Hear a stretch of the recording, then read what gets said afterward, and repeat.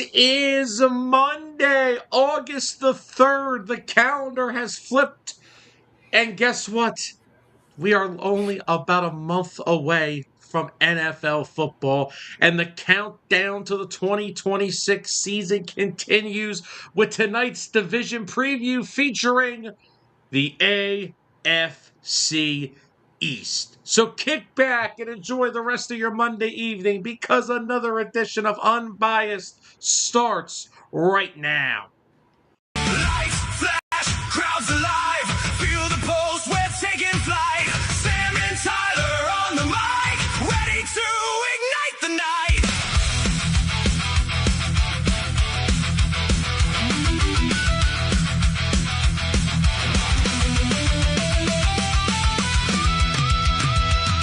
From the track to the field, we're diving into the thrill. No bias in the air, just the sound that gives a chill. Every match, every game, we break it down to the core. Sam and Tyler raise the stakes, always asking for more. Can you feel the heat? This is where we stand. Champions on our feet. We're unbiased, hear the roar.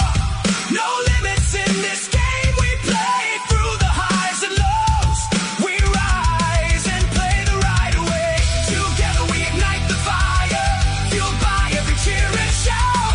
Unbiased, that's our anthem. No doubt, unbiased, we stand strong. Together we will carry on with every game, with every song. United we belong. Unbiased, unbiased, that's our anthem. No doubt.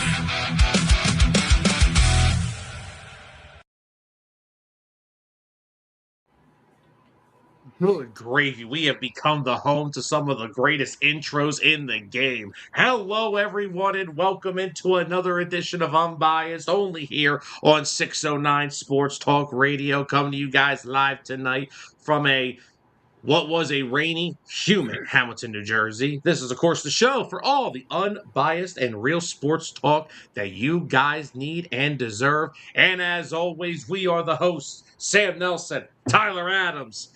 Tyler, happy Monday. I don't know how much more jazzed up you could get after that intro, but how are we doing tonight? Oh, intro got the blood pumping a little bit, and Just a little bit.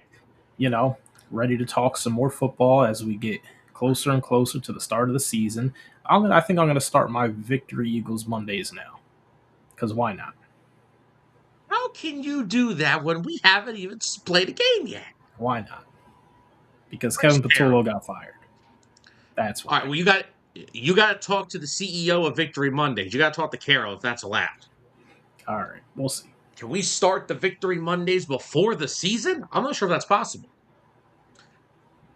So, look, we have been in the middle of our NFL preview shows. We've knocked out two good ones so far. We, of course, kicked it off 2 weeks ago with the NFC West. Last week, we did the AFC North. This week, we're going to jump into the AFC East. And now, the AFC East, it's a very interesting division. There is one team that is in a full-on rebuild. Listen, don't give me that look. There's one team that's in a full-on rebuild, so we'll talk about them later. There's another team that's kind of they're in a rebuild, but I feel like they have some veteran talent that I like. And then, Sounds of like course, the Browns every year. Well, actually, no, because the quarterback of the Jets, Geno Smith, was probably the best quarterback the Browns have had in about 5 years. And then, of course, you have the top-heavy favorites, the Buffalo Bills and the New England Patriots. And, Tyler, I want to start off right there.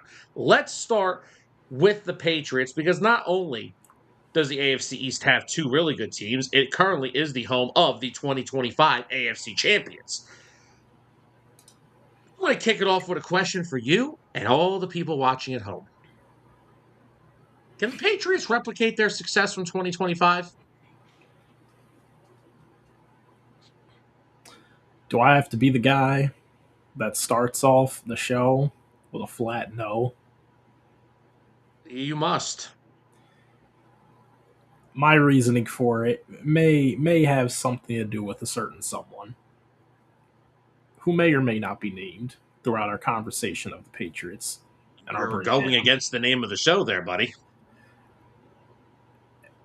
Even though I am unbiased, I believe that A.J. Brown will be biased towards making himself a problem at some point for the New England Patriots. See, I got it on track. I'm good. This team had a lot of success last year. Drake May, he was playing great. Offensive line, they were blocking well. Offense was finding ways to move. Travion Henderson emerged as a big playmaker for him. You still got your solid bell cow back in Ramondre Stevenson. And they had one of the better defenses in the league as well. Now, this division has bounced back and forth a lot between Patriots and then Buffalo more recently. And the Patriots finally reclaimed their throne. They definitely have a lot of work cut out for them. I do like the addition of Romeo Doubs alongside of A.J. Brown. Brings in some better pass catchers to what was a pretty lackluster receiving room last year. Now, we got to obviously see how everyone meshes together, how the chemistry works out with Drake May. Hopefully expecting a more solid second year out of Will Campbell. And it's crazy saying that because he had a great rookie season, but he started to fall apart and show, the youth, I guess you could say, in the postseason run. He was also hurt in the He postseason, was hurt. He was. I do believe that was a big part of a lot of it. He was banged up. I think Drake May was a little banged up, couldn't make the throws that he needed to. Yeah, I think that shoulder injury was a little more serious than what they let on throughout after the Super Bowl. Like, oh, he was fine, and he was not fine. Yeah, I get it. You don't want to make excuses, right? No, And put the excuse on your second year quarterback. I get that, but I mean, this team, they also have a lot of returning players on both the defensive and offensive side. I'm pretty sure almost their whole offensive line is returning. I think is Elijah Vera Tucker. He might be the only he's the newest addition. the newest addition there. Everyone else, I believe, is returning. Defense is going to be led by Milton Williams, Christian Ellis, Robert Spillane, two really good interior linebackers. Got Kevin Byard. He found his way back to Vrabel and Christian Gonzalez. They did lose who was the other corner at Dean, right? They lost. Who was the corner next to Gonzalez that left this year? He went to which team did he go to? It wasn't Jamel Dean, was it? No, Jamel Dean was in Tampa Bay. Wait, who am I thinking of? You're completely on a whole other team, I think. Hold on. Who was just there last year? Carlton Davis. Oh, Carlton Davis. All right, I wasn't super far off, right? Because they played with each other on Tampa. Jamel Dean and Carlton Davis. Yeah, you had the right. You had the right team they used to play with. You just didn't have the right quarter. Yeah. Carlton Davis, which he played very well as that second outside corner next to Gonzalez last year. Davis had a really good year last year. Yeah, I think he was a big reason they were able to make that deep run to the playoffs. So it's going to be interesting to see.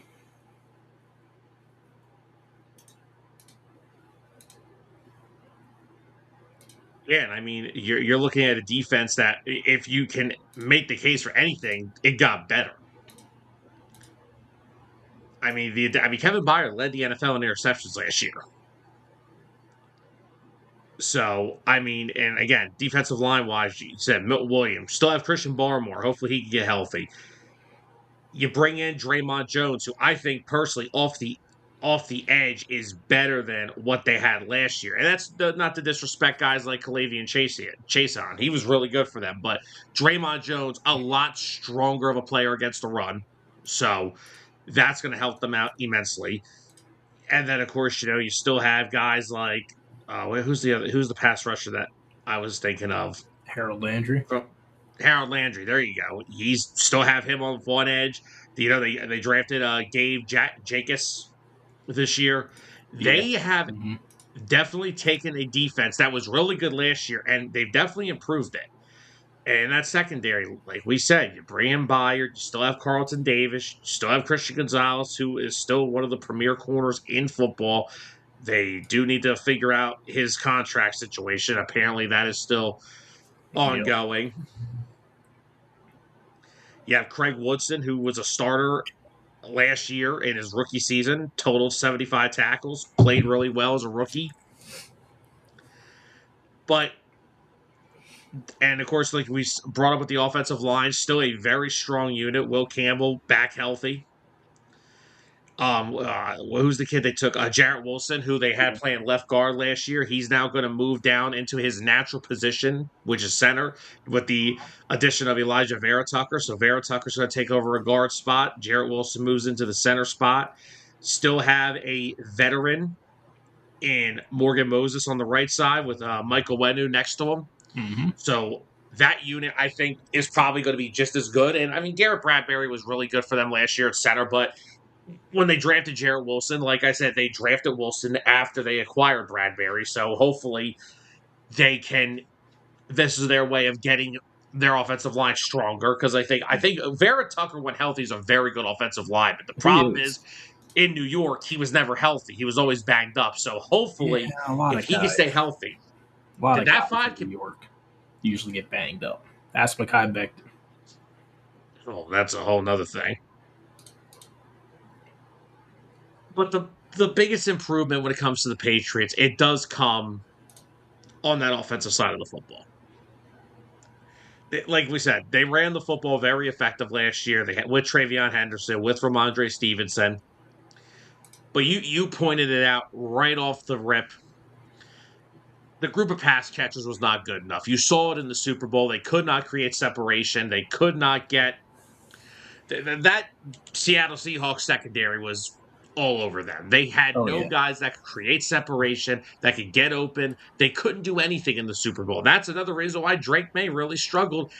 Also, just in the postseason in general, because if you look at something, when the Patriots were making their run to the Super Bowl last year, every stop they went on, they played a really good secondary. Chargers had a really good secondary. Mm-hmm. Broncos, we know how good that secondary is, led by Pat Surtain. We know how good they are. And then, of course, Seattle with all those guys that play all over with Eamon Wari, Witherspoon, Enrique Woolen, and Josh Jobe, and all these guys, Kobe Bryant. They had nobody that could create separation. They had no guy that a team had to focus on. Now, not only did they upgrade one wide receiver spot, they upgraded both. Because don't get me wrong, they have some guys that are very good fillers, guys that can have some plays for them in certain packages. Kyle Williams is one of those guys. He is solid. Matt Collins is a very good depth piece. You still have Demario Douglas. You still have Keyshawn Boutte, which, again, we still got to see what his future in New England holds. He wasn't too happy with the additions that they made, because that means that's going to cut into his playing time. Yep. But regardless of what we said back in June when all this stuff went down, if you sit here and say A.J. Brown doesn't make the Patriots better, you're lying. And you're full of it, because he does. Regardless if, now, was last year just a down year because of offensive scheme? A.J., of course, another part of it was A.J. checking himself out on most of last season. That is all a conversation that I am sick of having and I don't want to have anymore. I'm taking all of this team's involvement with that out of it. It's over. It's done with. He's still one of the best wide receivers in the game. Is he still top 5? No. I don't think based off of the last season you could say that. No. Is he still in that top 12 range, I think he still could be. And again, now he's going to a team that's probably going to have a lot more of a heavier pass offense than what they did in Philly. We know Philly, as good as we think this offense could be, we still are a very run dominant team with Saquon and all those guys. And AJ wants to be in a more of a pass heavy offense, which in New England he probably will, because the Patriots do have Drake May, who is a very talented quarterback. And I know people like to get on him, and we like to get on him about the entire postseason run, how he played like crap. Listen, sometimes you have a welcome to the NFL moment. Drake May had his in the Super Bowl. Worst time to have it, but it happens. Yeah. This is still a kid who led the NFL in completion percentage last year and still had a very good second year in the NFL. And now you get him two legit wide receivers, because Romeo Doubs is a good wide receiver too. Once again, the numbers won't pop off the sheet to you. I mean, he had a career year last year. He caught 55 balls for 724 yards, 6 touchdowns. Okay, to a lot of people, those are just average numbers. And okay, that's fine. However, he was once again the victim of a Packers wide receiver room that everybody gets the ball. Yeah, exactly. Where everyone's fighting for targets. Mm-hmm. Yeah. So I think the bigger thing is not just getting A.J. Brown, because that's the thing. When A.J. Brown said he wants to go to a team, he wants to be the focal point of an offense, and people can say, oh, well, he didn't come out publicly and say that. That's what he wants. If you go and look at what the Patriots did, consider what they could have done, they could just went out and got A.J. Brown and called it a day. However, you still need the guy on the opposite side that commands attention, and that is why I believe Romeo Doubs is just as important of an acquisition as A.J. Brown, because you can have A.J. Brown all you want, but you can't just have one guy out there and then expect everything to be fine. You still need a bunch of guys. You need guys that command attention all over the football field. That is why the best teams in the league do. You see the Rams with Puka and Devontae Adams. You see Philly over the years with AJ, with Devontae Smith. You see the Vikings, the Lions. You need guys that command attention all over the field. You don't want to become the Detroit Lions with Calvin Johnson. Yeah. And then even then, the Lions learned from their mistake, because they got Jameson Williams right next to Amon-Ra. Exactly. But it's going to be a very interesting year for the Patriots, because, again, they are the team now with the target on their backs. The AFC is gunning for them, and the AFC is still a very good conference. You have, again, the heck will worry about the conference. You still got to worry about that team in your own division, the Buffalo Bills. They have reloaded, and they're coming too. Mm-hmm. But just in the AFC, you still got the Broncos, still got the Chiefs, regardless of how they may or may not look. You still have to worry about them. The Texans' defense. Oh, dear. The Texans. Because we don't want to see that offense in the postseason. No, we do not. That's Drake Giggs. They played the Texans in the playoffs too last year, didn't they? Mm-hmm. They literally went through 4 of the toughest defenses in the NFL last year. Yep. And I'll give their defense the credit. They met the challenge every single time. And like I said, I think the defense got better. Like I said, I think Draymond Jones helps their edge rushers a lot, because I think he's more of a complete player. Solid pass rusher. I'll give you like that 7-8 sack range, but he's really strong against the run. He'll pair up well with Milton Williams and Harold Landry and Christian Barmore. If Christian Barmore can get healthy, they're in a really good shape. He had that blood clot issue recently, but if he's healthy and on the football field, he could be a really solid, really good defensive tackle. So you pair those two together now at full health with those linebackers, that front 7 will come after you, and they ain't afraid to hit you. And like I said, the secondary is already good. It was already good last year, but now you're adding the guy who led the league in interceptions last year. Yes, is he older and he's only on a 1-year deal? Sure. Guess what? I don't care. If you take the football away, you take the football away. Yeah, he still knows how to take the football away. Turnovers translate in the NFL. And I really like this Patriots team going into the season. I think the defense got stronger. I think the O-line is just as good, if not better. I think going with Jarrett Wilson at center and Vera Tucker at left guard is a little stronger than Wilson at left guard and Garrett Bradbury at center, which again, it's no disrespect toward Garrett Bradbury. He played very well last year for the Patriots.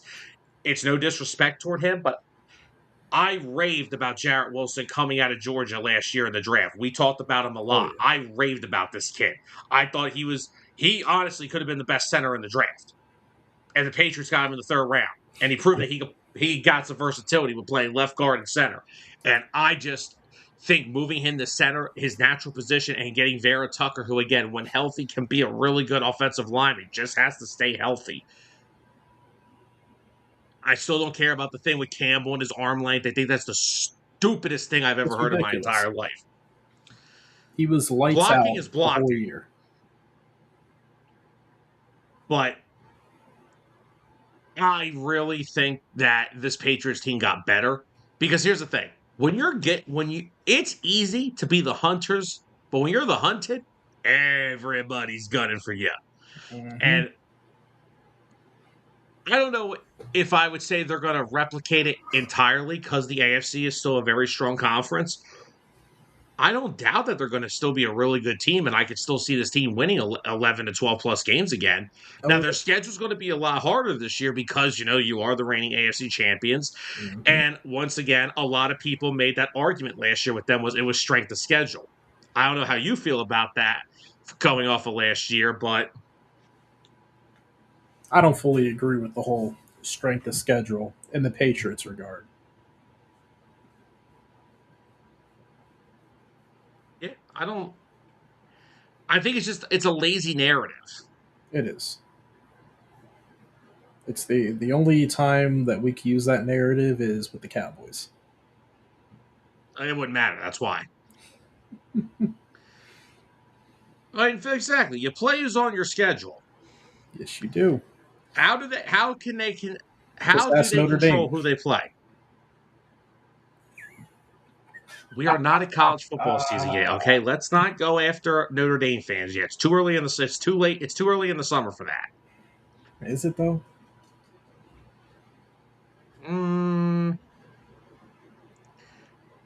Maybe, maybe not. I'll let you figure that one out. But either way, I still think that this team is going to be good. I know the schedule is going to be a little tougher, but I think Drake May's going to have a big third year. He already had a really good first. We already saw what he did in year 2. Oh, yeah. And I think I'm very interested in... What's up, Dalton? What's up, Dalton? I'm very interested to see how the running back... Enjoy the movie, Dalton. It was great. And if only I was into the superhero game, I'd say I would agree, but I haven't seen it. But Dalton, hope you enjoy, brother. And Dalton, always appreciate you supporting us, brother. Always got you here, too. Sam, I know how to get you into Marvel. They just got to create a comic about Milkman. Are you posting something on my white Adidas shirt? But the one thing that will interest me this year is not about A.J. Brown and the amount of targets he'll get or Romeo Dobbs. Also, don't forget about Hunter Henry. Hunter Henry's a very productive tight end, too, when he gets the ball thrown to him. He is. It's the running back situation. How does that get split up this year between Henderson and Ramondre Stevenson? That's my interesting question for you.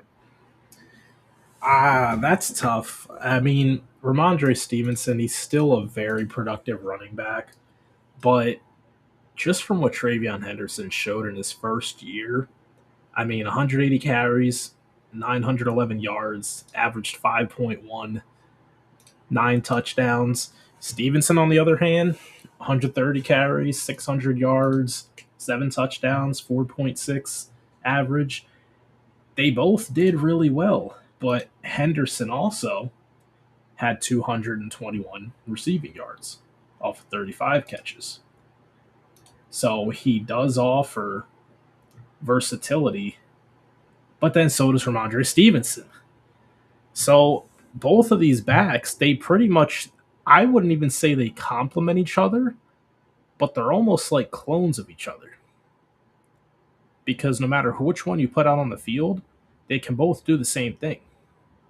They can go break off a 20-yard run. They can pop out the backfield and catch the ball and make a 30-yard play. They both have versatility in their game. I think the best thing for the Patriots to do would be try to keep it as close to a 50-50 split still as you can. Because while I do think Travion Henderson has another level to hit, I don't think he's peaked yet. I think Stevenson probably has peaked in his talents. So maybe this year you might start to see Travion Henderson commanding more of the snap count.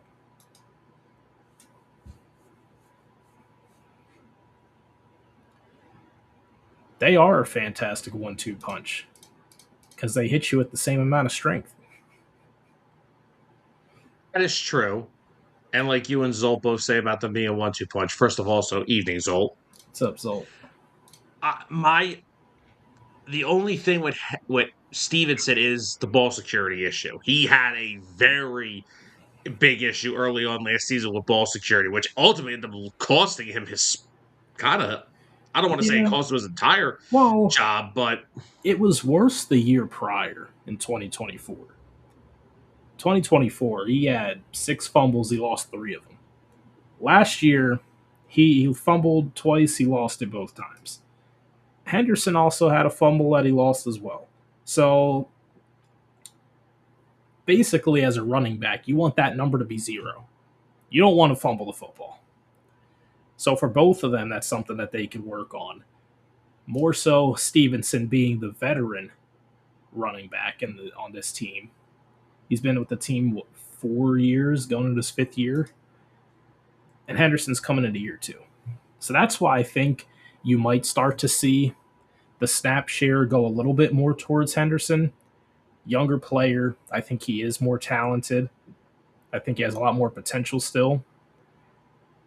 But I don't want to see them start giving him the majority of the snap share and start to wear him down faster. Because if you have the 1-2 punch, you got to use the 1-2 punch. Keep both guys fresh because it's a long season. We know that. But no, you're right. I mean, I just went back and looked at Ramondre Stevenson. He did have 7 fumbles the year before last, so you were right. It was worse. But he only had 3 last year. But it felt like I feel like those 3 came like within like 4 weeks of the season. Yeah, and you're probably right. It probably was like such a short time frame that it occurred, which made it feel a lot worse. Because if you're looking at a running back who, he's fumbled 3 times over the last 3 weeks, then, yeah, that's a lot more concerning than, he fumbled once, week 2, and he fumbled again, week 9, and again in, like, week 14. If it's spread out far apart, people don't tend to remember it as much. But, yeah, if it's happening back-to-back weeks, not a good look. Or like 3 and 4 weeks, or like 3 and 2 weeks, like 2 lost in one game, one in another. Yeah, but I mean, fighting Philly, I think that's not to be denied. I think Henderson does have the higher upside. He does. Fighting Philly also wants to give his opinion on Ohio State. Oh, leave him alone. Well, as a Penn State man, I can always agree with a good old screw Ohio State comment. Yeah, how about beating them? I did back in 2014, 2015, whatever, 2017. Yeah. I don't even know. And that kept what's his name, Franklin, employed for another decade. Well, no, but Franklin just got there 2 years prior, so it wasn't really like, and that was the peak of Penn State would hit. Beating Ohio State, winning the Big Ten championship game that year against Wisconsin. That was the highlight of his run at Penn State. That was a magical team. I really enjoyed watching that team. Saquon Barkley, Miles Sanders. It helps when you have Saquon Barkley. JJ, don't take nothing away from Trace McSorley that year, man. Yeah. Trace was a dog. And I'm actually happy for him. He's got a coaching job in the NFL now. And I'm sure Sean Clifford was somewhere on his 5th year of redshirt eligibility. He was a redshirt senior. Redshirt double senior. That's what they call it. I was going to say double senior. Double senior. God, if I could do this at Penn State forever. I swear he went to that school for 10 years. maybe 8. Well, ironically, I was just bringing up how Trace McSorley has a job in the NFL. That job is on the other team that we are about to hop onto, and that's the Buffalo Bills. Ooh. Now, Buffalo, since the Tom Brady era kind of ended, they've been the talk of the town in the AFC East. They've won that division multiple times, but like you said last year, they did get dethroned by this Patriots team. Tyler, how do you feel about the Bills heading into this season? Well, I'm going to start with saying I don't know how to feel about the Buffalo Bills heading into the season.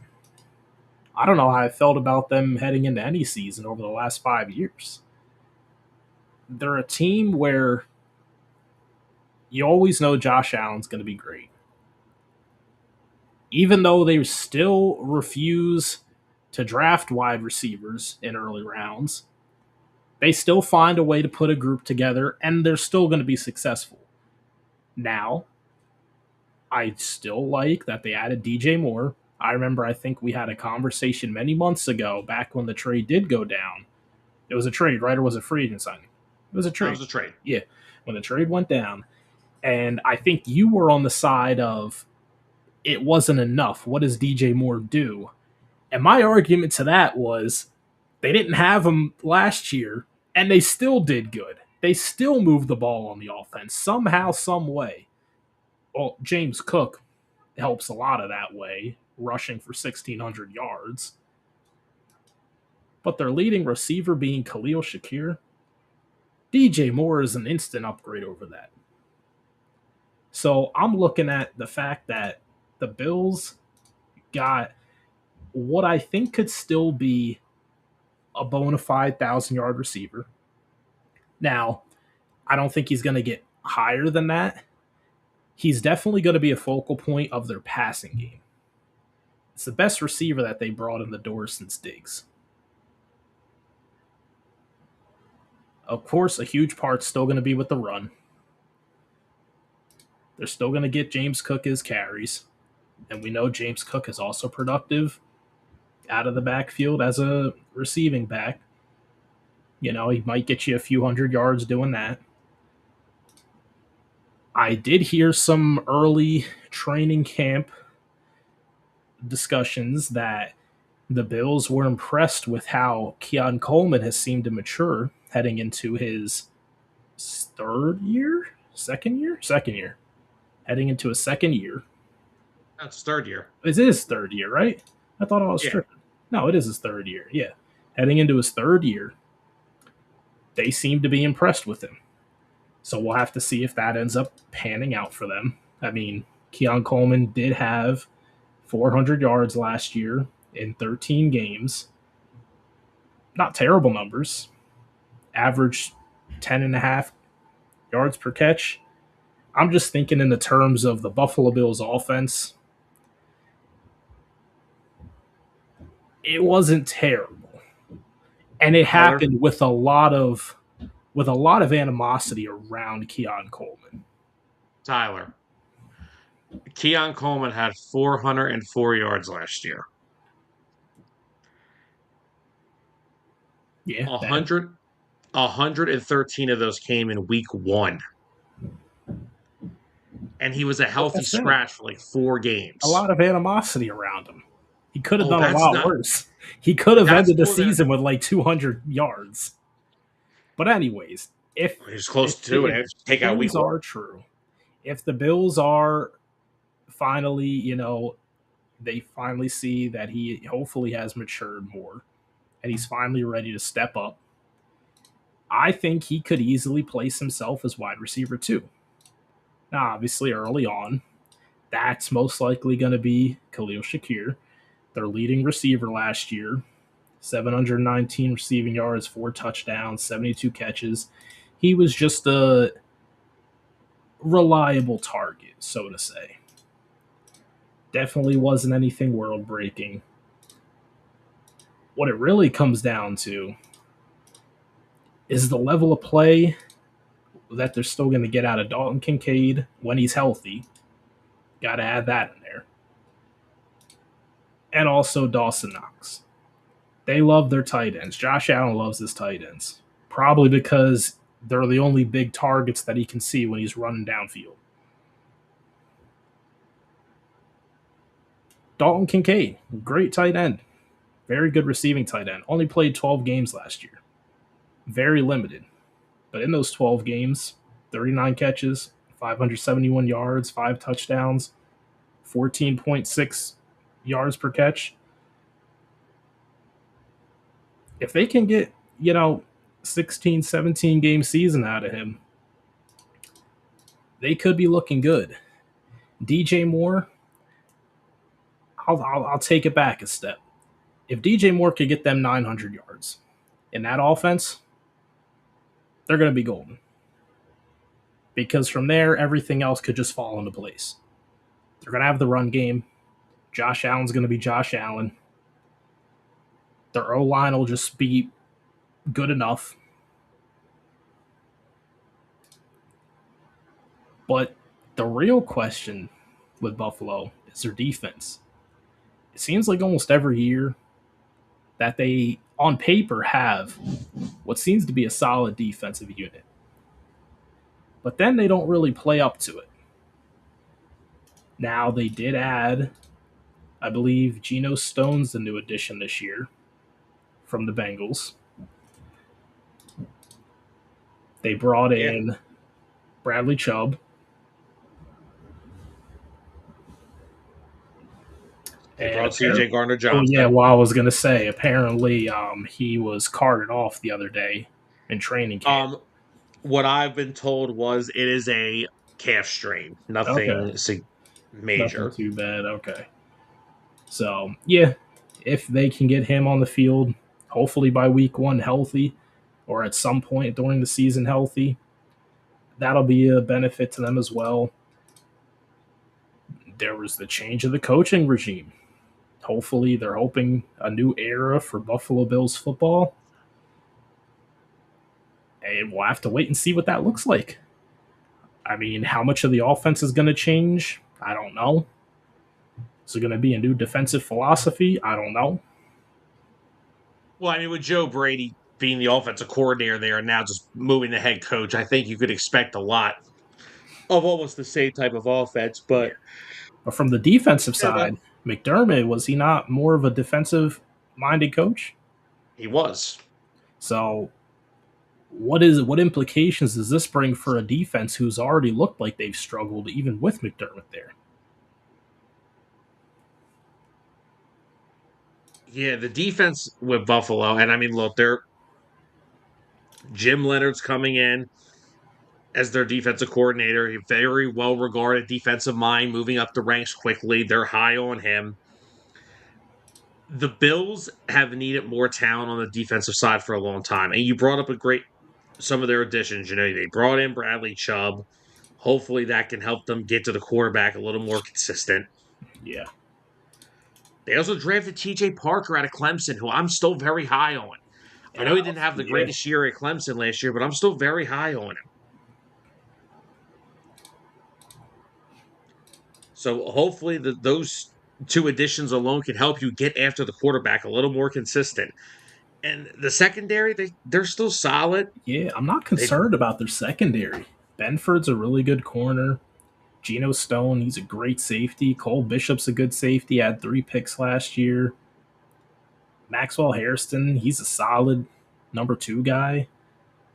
And then if they get CJ out there, that'll make the defense better as well.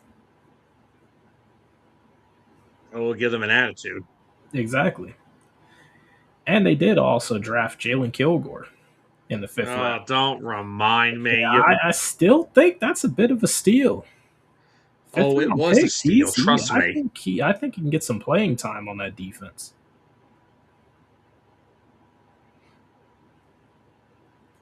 Yeah, so again, I think the Bills have a legitimate chance of they are going to be a threat to the Patriots. I think they're still good enough. Offensively, you have to see what does it look like with the offense, and have they done enough?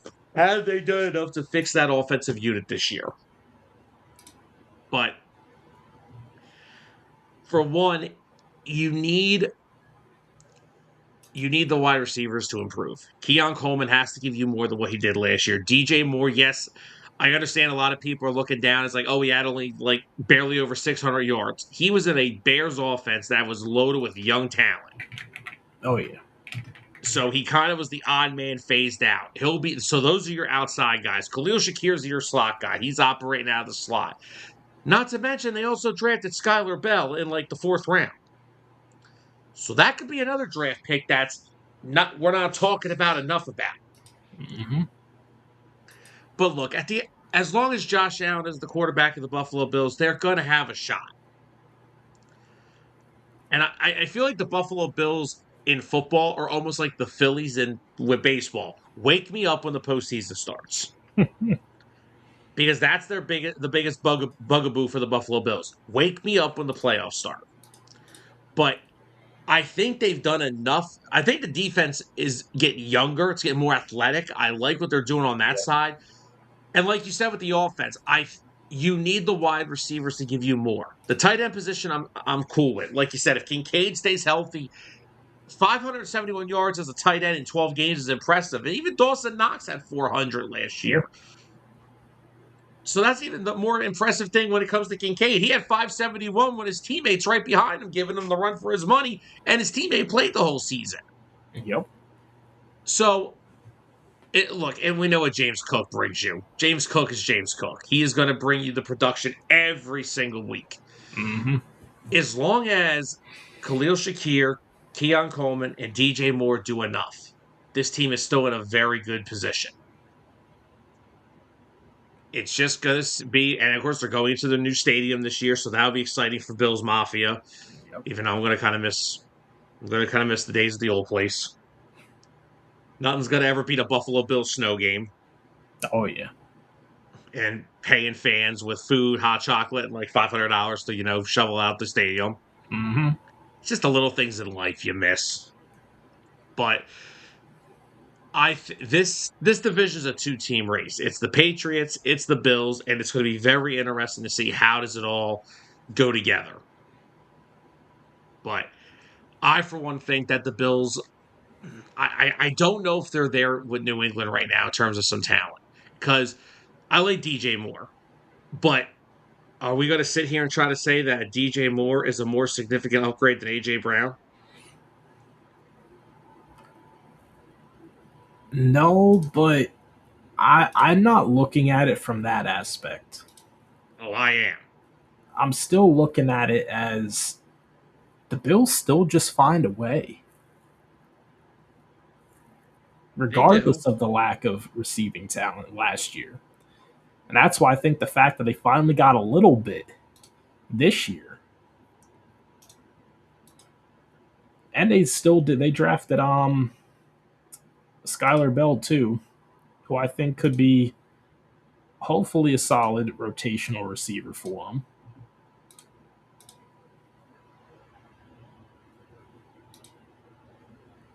That's my point.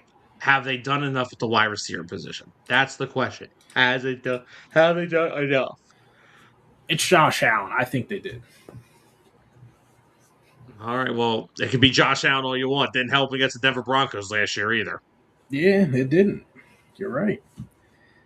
He can only do so much. They could only rely on him to carry everybody for so long. That's why I've always complained for them not taking, a first-round wide receiver, because they usually have late first-round picks. They still don't spend it. Early second-round picks, mid-second-round picks still won't do it. How many times have we seen them trade out of the first round, and then they still don't draft a wide receiver? And even when they did draft Keon Coleman, remember, they traded out of the first round with the Chiefs. And gave the Chiefs the pick that gave them Xavier Worthy. And some Buffalo fans were like, oh, why didn't they get Xavier Worthy? I am here to tell you right now, you can be as fast as you want. Xavier Worthy is not a good NFL wide receiver. And you can hold me to that account at the end of the season. Okay? I will say that right now. Xavier Worthy is not a good NFL wide receiver. He's a fast player, but guess what? Even John Ross was fast. True. Yeah, John Ross. What's up, Carol? What's up, Carol? Carol, I am glad you're here. we actually have a question for you. So we have appointed you as the CEO of the Victory Monday. My lovely co-host here wants to know, can we start determining Victory Mondays start now instead of waiting for the season? He wants to know. And Tyler, explain why you want this. I think that we should be able to claim any Victory Monday for the Eagles that we please. And since we still have to wait another month until football, we should be able to start now. We'll let Carol answer that because I'm gonna. If she says yes, then we're all for it. I know Carol's on board. I think she is. I think she absolutely is. But anyway, back to what I was saying with the Buffalo Bill. Oh, okay, you got the seal of approval. Stamped, sealed, and delivered. Victory Monday, let's go. Why did you have to bring out the confetti? I don't like it only comes off my side. Why can't we have it like come to both? You're gonna have to submit a ticket with a restream for that one, buddy. Nah, not worth my time. But back to what I was saying about the Buffalo Bills. Even when they did draft Keon Coleman, I remember that there were Bills fans upset that they didn't get Xavier Worthy. First of all, again, I don't think Xavier Worthy's that good of a wide receiver. But if you remember, they traded out of the first round and moved a little bit into the second, and then they took Keon Coleman. But then, like 4 picks later, like not even 2 or 3 picks later, the Chargers took Ladd McConkey, Yep. who was better than Coleman and Worthy. Mm-hmm. Since they got rid of Stephon Diggs, the Bills have not evaluated the wide receiver position well at all. And like I said, I hope you're right. I don't think DJ Moore declined last year because of a drop-off in talent. I think DJ Moore became the odd man out of a Bears offense that, by the way, is a great run team with Monangai and DeAndre Swift. And then you still have Luther Burden, Roma Dunze, and by the way, Colston Loveland just decided to wreak havoc on the entire league during the second half. Oh, and not to mention Caleb Williams just running around like a nut the entire time. Yep. I still think that DJ Moore provides a lot of help for the Bills. And I think if he is more of a focal point, I'm not going to say it's going to be I'm not saying 1,300 yards, but if he can get you, like you said, that 900, I think that's going to help them a lot. If Coleman can give you like 5, and if Shakir, what did Shakir have last year? Shakir had 700. I'm looking I'd at sign up for that all day if I was a Bills fan. If Moore could get 900 range, I think Keon Coleman, I'm still going to give him one more shot this year. I think he has a chance to take over as wide receiver 2. I'm going to go 600-yard season from him. And then if they could get 500 out of Shakir, or maybe even Shakir gets in the 600 ballpark too. This isn't even incorporating both of their tight ends. Which, again, that's the focal point of the offense. Their offense runs through James Cook and that 2 tight end set of theirs. Mm-hmm. That is where they're both great at catching and blocking. Yes. Now, the problem is Kincaid in that run game will get beat up from time to time. That tends to happen. So, but that is where their offense runs. It is James Cook and that 2 tight end set. And remember, Dawson Knox, we didn't even know if he was going to be a Bill this year. He had to rework his deal to come back. Yep. They just need the wide receivers to do enough. That's all. They just need their wide receivers to do enough. And do I think DJ Moore's an upgrade? Absolutely. I just want to know I wonder how much of an upgrade. Because the Patriots went out and they went and got some big hit. They got heavy hitters. I ain't saying DJ Moore can't be a heavy hitter. They didn't get A.J. Brown, but they got something better than they had. That's my final take on it. I wonder how much of is it enough? That's the one thing I will ask. Did they get enough? I apologize for the lawnmower going off in my background if anyone hears it. I hear it a little bit. It's just right outside the window. But I hope it is enough because I think this Bills-Patriots rivalry is just going to get better. And this is going to be a lot better than it was towards the end of the Brady days. This is Josh Allen in the prime of his career, and this is Drake May in his 3rd year. we could see this for a while Mm-hmm. be the rivalry in the AFC East. Oh, yeah. I'm all for it because we know the other two teams are never going to get up there. Well, you want to let's kick off with one of those teams. Let's talk I about the don't Jets even and the know. Dolphins. Where do Who we do want you to want start? to? I don't know. I was going to ask you, where do you want to start? Let's start with the Jets because I'm not saying the Jets are going to be a great team in 2026, but they do kind of intrigue me. Well, the Jets are flying somewhere. Don't know where. Their roster's not bad. How many times have we said that? Okay, listen. Let's Especially let's a couple go. of years ago when they had that really good defense on paper. On paper. When Salah was still there, Salah was there coaching them. that defense was good. The offense was so bad it couldn't get the Well, credit that it got. the offense, I mean, the defense did start to fall apart a little bit. Well, yeah, I would fall apart too if I had to hold a football team together for 60 minutes every Sunday. But if you look, I mean, come on. Let's look at the running backs. Braylon Allen, Brees Hall. Yeah. Let's keep going. Great one. Wide receiver room. Omar Cooper. Garrett Wilson. Mm-hmm. Kenyon Sadiq at tight end along with Mason Taylor. Offensive line. In my opinion, one of the NFL's more underrated units with Olu Fashanu, Armand Membu. You still have Titman. You still have Josh Myers at center. Yeah.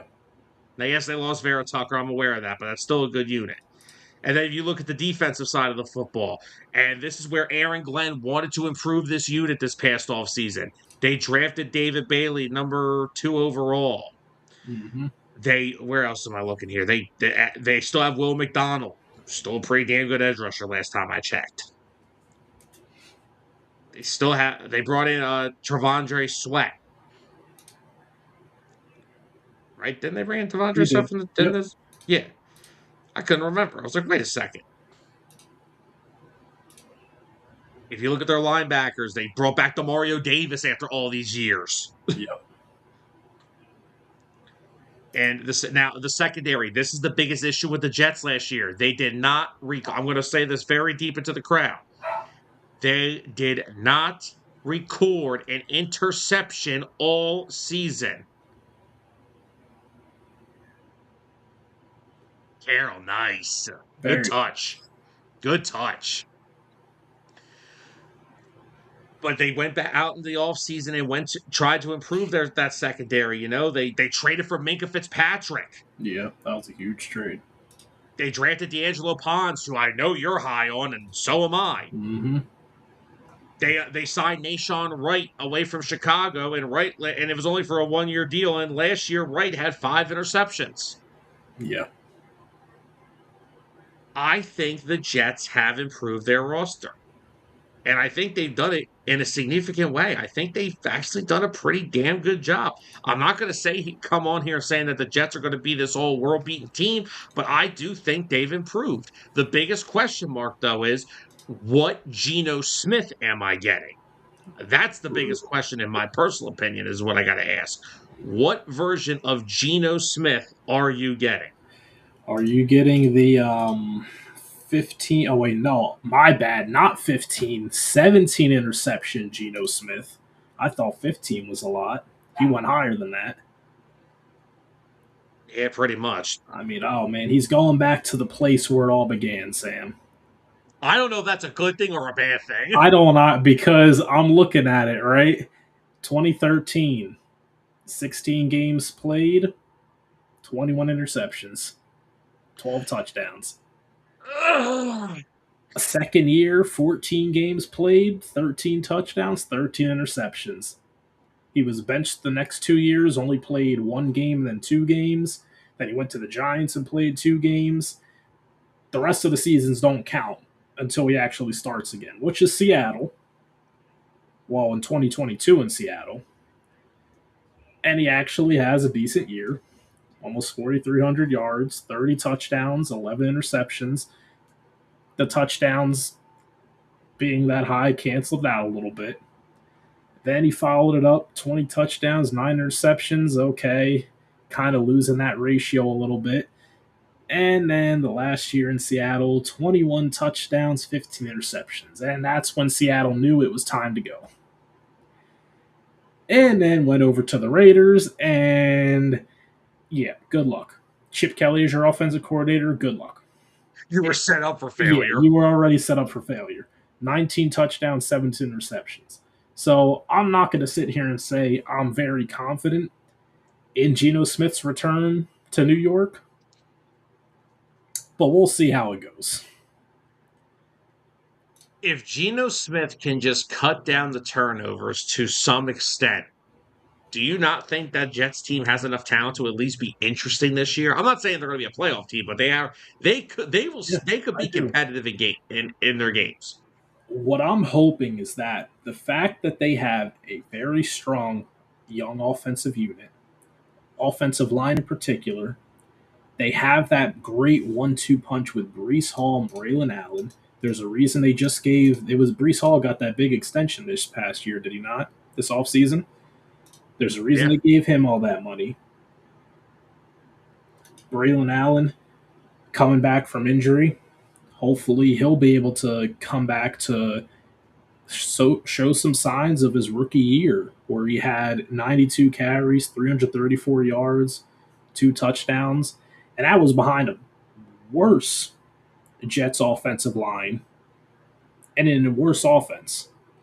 So hopefully they get a good 1-2 punch to keep the ball out of Geno Smith's hands, to cut down on him throwing the football. Because what did we say about these quarterbacks that are turnover happy? We said it about Sam Darnold too. The less he's asked to throw the football, the less he's going to turn it over. Yeah. Same thing stands for Geno Smith. The less he's got to throw the football, the less he's going to turn it over. So hopefully they're able to do a good job running the ball. And with all them pass catchers he has now, with Wilson, Adonai Mitchell, Mark Cooper, Kenyon Sadiq, and also Mason Taylor, who had a really good rookie year last year.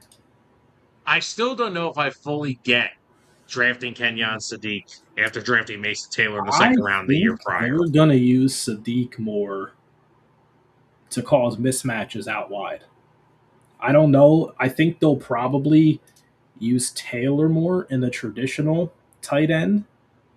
And I think they're going to use Sadiq more in different looks.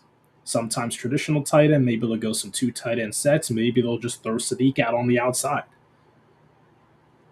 Yeah, because I mean, they also drafted Omar Cooper, and I mean, at Indiana, he was primarily a slot guy. Yeah. Unless you're going to try to put him outside a little more, opposite of Garrett Wilson, who I think Garrett Wilson could have a big year this year, as long as the football is going to the Jets players and not the Jets opponents' defensive players. Exactly. At least give your receivers a chance to catch the ball. That's all you got to do. Without looking this up, do you know who the Jets offensive coordinator is? I do not. I do. I mean, I'm seeing if you know. Who is it? Am I going to be disappointed, I should ask? It's an old friend of ours. Frank Reich. Yes. Oh. All right, so there is some hope for Geno Smith and the Jets. Yeah, maybe Frank Reich with that amount of talent can get something to work there. I mean, it wasn't always peaches and cream in Indianapolis, but I mean, he really didn't have a consistent quarterback. I mean, he took the Colts job, and then it's like, oh, hey, Frank, thank you for joining us as our head coach. We're really excited to have you. Frank, by the way, Andrew Luck is retiring. Ah, damn. So we're going to give you whatever's left of Phillip Rivers. Which was actually a solid bit. Your best friend, Carson Wentz. And then the pre-broadcast edition of Matt Ryan. So, yeah. And then, of course, I think he was the temporary head coach at Stanford last year, if I'm remembering correctly. I think so. I think Frank Reich could do a decent job with the Jets, and Aaron Glenn with the defense. Aaron Glenn wanted to fix up that defensive philosophy, and with Tavondre Sweat, that nose tackle, got some nice edge rushers with Bailey and McDonald. I think the Jets could make, and they got veterans all over the defense now. Yeah. You got the Mario Davis at middle linebacker again. That's talk about a veteran leader. And then the secondary, it couldn't be much worse than it was last year, so it can only go up from here. And you know what? If Geno Smith ain't working out after 5 weeks, throw in Cade Klubnik. Because it can't get any worse than the New York Jets franchise, right? Dear God, man. What did you just do? Well, I'm just being realistic. I mean, if Geno Smith's not working out after 5 weeks, I mean, throw the rookie out there. Why not? 4th-round pick. Another player who was really disappointing in college football last year. Yeah, so he kind of landed on the perfect franchise. That whole Clemson team last year was a mess. It was. Such high hopes for And them. well, me too. Then they got beat by LSU, and then I thought LSU was a good team, and then I was like, well, wait a minute, Brian Kelly. Let's see how this goes throughout the season. And then Kelly ends up getting Mm-hmm. fired. Yep. All right, Tyler. Let's get into our final AFC East team. Then we'll do our record predictions for them. Dolphins, the Miami freaking Dolphins. Well, I think it's safe to say the dolphin has swam out of the logo yet again. When did it go back? I thought it left a long time ago. It swam back in for the first couple of years of Tua. Just a little bit. You know, they seem to have resurfaced as a team that could at least compete with some of the better teams in the AFC. But they still show that they weren't ready to make the far runs. They couldn't win the tough games. But they were still there competing. Now we have a Dolphins team that's Malik Willis with Quinn Ewers backing him up, Devon Achane, Malik Washington, Jalen Tolbert, Tutu Atwell. They even got Jalen Rager on that roster. Oh, Lord help them. Dolphins fans, watch the games from home so you can shut the TV off. You don't want to go watch this. Tight end, Greg Dulcich. He didn't have a horrible year in terms of tight ends, but it wasn't great by any stretch. This whole team's just a work in progress. Yes, fighting Philly, he did. I'm going to say there's only a few bright spots in this team, right? Devon Achane, Caden Proctor, who will hopefully shore up their offensive line in the years to come, because it's going to take years to rebuild this offensive line. Yeah, what position? Exactly, all of them. Can he play the one he's projected to play? Oh, man. Looks like they have him listed as left guard on their depth chart, so you got your wish. It's not a tackle. I told you he wasn't a tackle. I told you all draft process he wasn't a tackle. The Dolphins, on the other side of the football, do have one of your Penn State faves, Chop Robinson. Save Chop. Yeah, hopefully they can save him. I mean, last year... the hell with that. No offense to Chop. Save Devon Achane. Yeah, we need to get Devon Achane on a team that can actually win a chip. Because he is a hell of a running back. Just to waste away a 1,300 rushing yard season last year. And this year, honestly, he's probably going to be leaned on a lot. This team's probably going to run him into the dirt, unfortunately. He may get like close to 1,600 rushing yards. And hopefully he doesn't pop up on the injury reports because of how much they're probably going to lean on him. I don't know what I'm looking at on the defensive side of the ball. The only interesting player name I see is Storm Duck. What did you just say?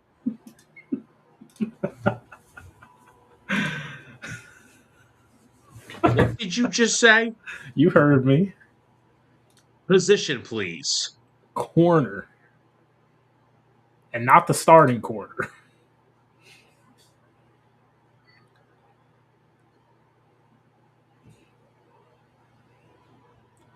If I'm a Dolphins fan, the only two players names that I'm watching for on any given Sunday is Chop Robinson and Storm Duck.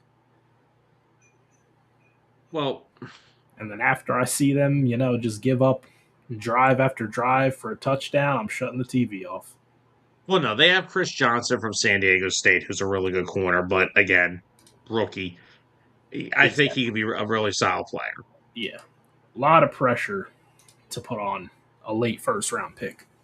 Not saying he's not going to be great. This team is at the first phase of a rebuild. And what I'm looking at here, this looks like a 5-stage rebuild, 5 years. They're in for a long haul. Please trade Achane and get some more draft capital. You might as well. I mean, you already traded away Waddle. You got to trade away some of these bigger names because the rebuild's going to be a while. There's no quick turnaround in sight here. Yeah, no, this is the definition of a rebuild, that it's going to get a lot worse before it gets any close to getting better. Yeah. So, it's the Dolphins, man. It's the Dolphins.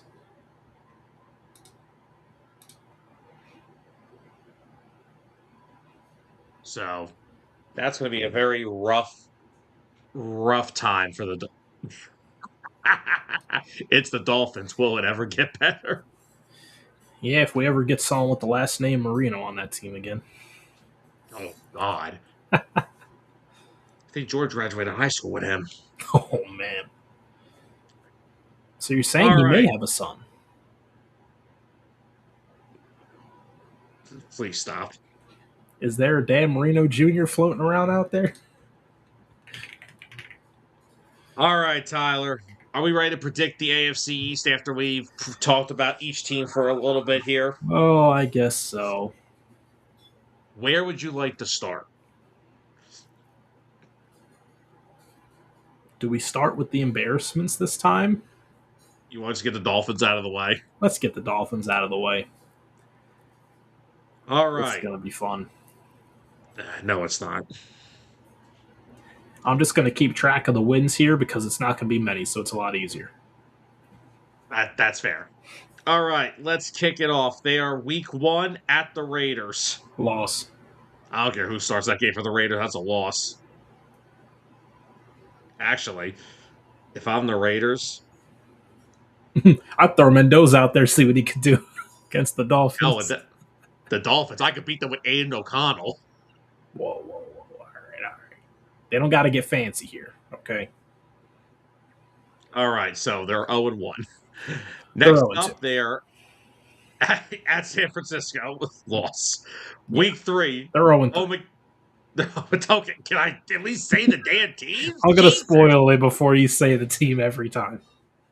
All right, so they're going to go 0-3 at the Raiders, at the Niners, and home against Kansas City. Week 4 at Minnesota. Another loss. Week 5. Another loss. They're starting out 0-5. Thank God they have a week 6 bye week. Good, because after that, they're probably going to lose at the Jets in New York. Okay, so they're 0-6. 0-6. Home against the Patriots. Loss. Home against the Lions. Loss. At the Colts. Loss. At the Bills. Loss. Blowout. Home against the Jets. Home against the Jets. I could see them splitting with the Jets. Because it's the Jets. It is the Jets. I don't know. We got to ask ourselves now, what expectations are we looking at for the Jets? Are we looking at them being improved enough to at least beat this bad Dolphins team? I feel like they should. They should. I think they'll split. Okay, we'll give them a win. We'll throw them a bone. Fine. Because they're going to lose again next week and the week after that. And the week after that. So I think they lose out the rest of the year. So they beat the Jets. They lose to the Broncos, Bears, Packers. Home against the Chargers. Loss. And then they end the season with at the Bill, The home against the Bills Bills, will rest their team and still win. and they end the season at New England. The Patriots can rest their team and they'll still win too. Yeah, Brady come out of retirement for a game. Oh my god, yeah. Okay. The 1-16 season. That's what the Dolphins are looking for. The Dolphins are going to win the Arch Manning. They're Just for Arch win Manning, just for the Manning family, say, yeah, he ain't going there, guys. He's gonna Miami. If you draft Arch Manning, he will not play for you. So, could you ask me where I'm wrong? I mean, I don't see any lies detected there. All right, you want to go to the Jets next, or do you want to? Let's go to the Jets next. I think there's more optimism there, which is crazy to think. All right, week 1 at Tennessee. Oh, the Robert Saleh Bowl. Yeah, the Saleh Bowl. Does Saleh have a strong opening week and silence the old team that kind of scapegoated him out the door mid-season? The Jets get revenge on the Robert Saleh. Revenge. I want to go, since Tennessee is going to be home, I'll go loss week 1. All right, so the Jets are 0-1. Yeah. Week 2, home against the Packers. I don't see a world where they beat the Packers. They're not ready for that. Zold, I'm just stating how bad the Dolphins were going to be. All right, so you have the Jets starting out 0-2. Yep. Week 3 at Detroit. At Detroit. Now, that'll be a nice little homecoming as well, but I think Detroit will win, especially at home. Well, hey, not only does Aaron Glenn get to play Dan Campbell that week, he gets a back-to-back. He gets Ben Johnson next at Chicago. Yeah, Ben Johnson's about to school him. So, okay, so 0-4 to start for the Jets. Wasn't expecting Week 5. Oh, home against Cleveland. 0-5. I'm sorry. I stand corrected. Oh, wait. Could they get a win against Cleveland? They are home. I feel like they could get a win against Cleveland. I think Geno Smith's better than the Browns quarterback situation. I'm gonna take the Jets. I'll go with the win. Yeah, I'll go with the win for the Jets. I'll take it. Now, listen, we did our AFC North predictions last week. No, I don't remember what we had this game predicted last week, so no, I'm not going to go back and rewatch. Yeah. Today, the Jets are winning this game. And it'll probably change next week. Well, yeah. Okay, so where are we at now? 1-4? Yes. All right, at New England, week 6. That's a loss. Yep. All right, and then this is their home game against the Dolphins. I think this is the one we had the Jets winning. Home game, yes. They won the home game. Okay, so they're 2. So they're 2-5 through 7 weeks. Yes. Home against the Raiders.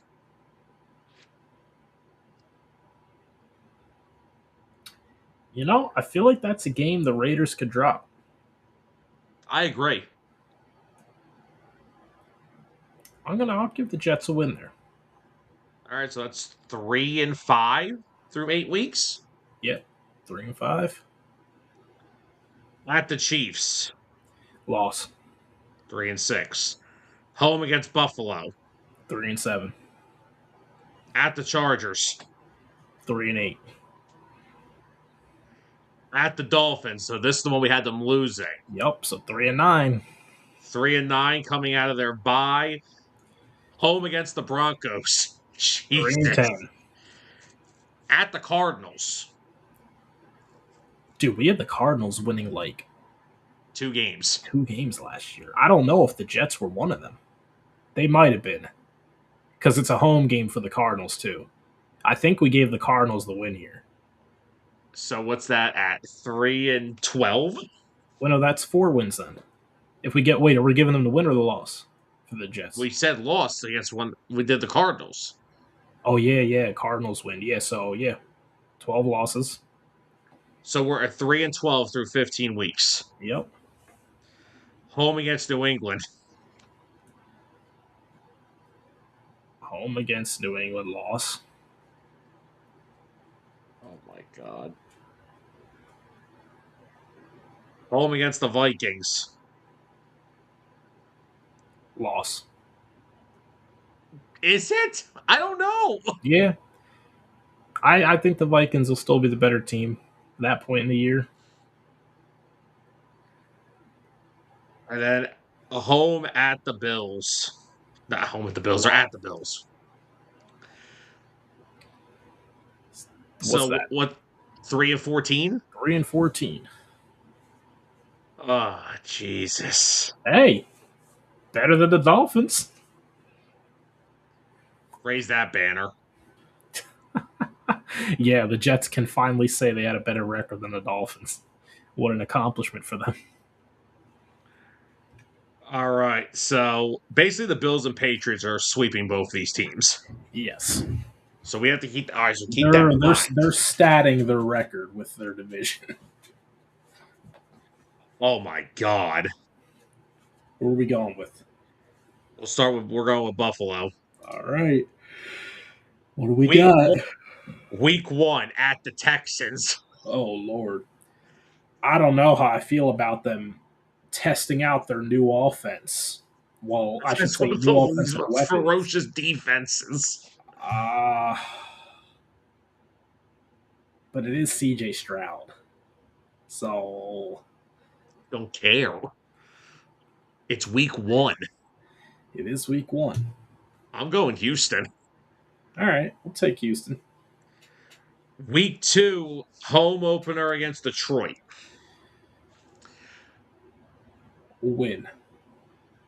I'm going to agree. I don't know how much I trust Detroit's defense, and I'm sorry if I have to pick Jared Goff versus Josh Allen in a shootout. I'm picking Josh Allen. No disrespect to Jared Goff. And I'm looking at this is their first game in the new stadium. Yeah, they're winning that crap. They're winning that game. All right, week 3, home against the Chargers. I'm going to win again. So they're 2-1. Mm-hmm. All right. Remember, you're in charge of keeping track of these. Yes. Week 4 against New England. 3-game homestand. You know, I envision the Bills and Patriots splitting, both winning their home games. So I'm going to go with a win here. So they win their first 3 games in the new stadium. So we're at 3-1. Okay, week 5, they're at the Rams. Did I not remember correctly that we had them beating the Rams as like a letdown game? Kind of the Rams. Yeah, that Rams bring them back down to earth kind of game. But if Aaron Donald comes back, I'm changing my mind. Oh yes, because that's what's going to change. Yeah, that's what brings that team from championship to guaranteed championship. What are they now? You freaking nut! No, you didn't hear me. I said championship, guaranteed championship. Miles Garrett didn't make this a guaranteed championship to you? No, he made them a championship. Okay, all right. Whatever. Anyways, I broke your brain. So, do we have the Bills still beating the Rams right now? Sure. Well, we'll go with that. So they're 4-1. 4-1. At the Raiders. 5-1. All right, week 7 is their bye. They come off the bye at home against Baltimore. I think they lose their first home game here. 5-2. 5-2. At Minnesota. At Minnesota. Win. 6-2. 6 and at the Jets. 7-2. 7-2. Versus the Dolphins. 8-2. Versus the Chiefs. Ooh. Always circling that game. Ha. By this point in the season, we'll know a lot about the Chiefs. But currently, right now, I don't know how much I know about the Chiefs. Those games go back and forth during the regular season. And this one's in Buffalo. Oh. I want to go win because I kind of feel like they might drop the next two. So what would that put it 8-2 with a win against the Chiefs? No, that would have been that's 9-2. 9-2. Because that's right. week 12. 9-2. Yeah. All right. So do we have them? So do you have them beating Kansas City? Yeah. Let's say 9-2. All right. At New England. Loss 9-3. At Green Bay. I have them winning at Green Bay. You do have them winning? Okay. 10-3. All right. So yep, we are 10-3. Right? Yes. Week 15, home against the Bears. This is a tricky one.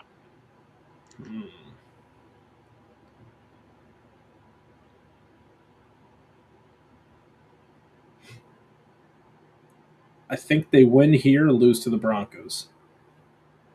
Okay, so where's that got us at? So a win would put them at 11, right? 11-3. Yes. And then a loss against the Broncos put them at 11-4. Okay. Dolphins 12-4. Jets 13-4. All right, so we have the Bills going 13-4 this year. I think that's very realistic. And they are the Bills. They could easily drop one of those other games that we gave them against primetime opponents, and they could go 12-5. I could totally see 12-5 too. But 13-4, I'm okay with that. All right, Tyler. There's only one more team to go, and it's the New England Patriots. It's time. Well, we are in week 1. They're opening with a rematch against the champs. Oh, man. I think when we did our preview for the NFC West, I had the Seahawks losing this game. In the lights of the banner drop, getting caught up in the moment, and the Patriots just being mad and coming out and smacking them. Okay, so we're going to go Patriots win week 1. 0-1. Or 1-0. Week 1-0. All right, week 2. Home against Pittsburgh. But the high of your revenge game get to your head a little bit? Yeah. Steelers usually do well in New England. Yeah, I think the Steelers are really improved this year, so I'll go with that loss. 1-1. All right. So they're 1-1. Week 3, they're at Jacksonville. 2-1. Jacksonville, not London. 2-1. 2-1. Week 4 at Buffalo. We picked the Bills to win this game. Yeah, 2-2. 2-2. Home against the Raiders. 3-2. Home against the Jets. 4-2. At Chicago. I'm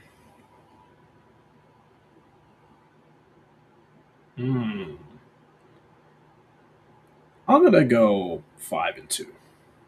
Yeah, I'm gonna go 5-2 here. At the Dolphins. 6-2. Home against the Packers. Michael will be back by then.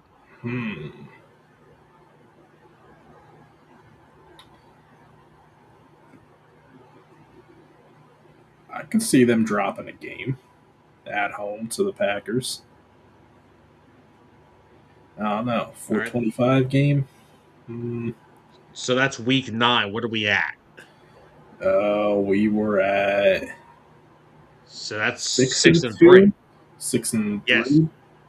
Well, the Packers will put it at 6-3. Losing to the Packers put them 6-3. Yeah. All right, 9:30 a.m. game against the Lions. So that's probably an overseas. That's probably a international game. 7-3. Okay, so you have them beating Detroit. Mm-hmm. All right, so they're 7-3 going into their Week 11 bye. They open up their second half, Week 12 against the Chargers. They're at the Chargers. Another one. It's very up in the air. This is the team that just won the AFC Championship last year. Give me a win. Yeah, I'm not doing. Yeah, I'm not playing this What are game. we, 8-3? Is that 8-3? Yeah. Should be 8-3. Yeah. Okay, then they're home against Buffalo. I think we had this. This is where they won. Yep. So they're 9-3. Thank you, Zold. I had a feeling it was. That's the Germany game. Okay. So all right. So they beat Buffalo. What's that have us at? 9-3. Home against Minnesota. Win. 10-3. Sorry, Dustin. Kansas City. At Kansas City.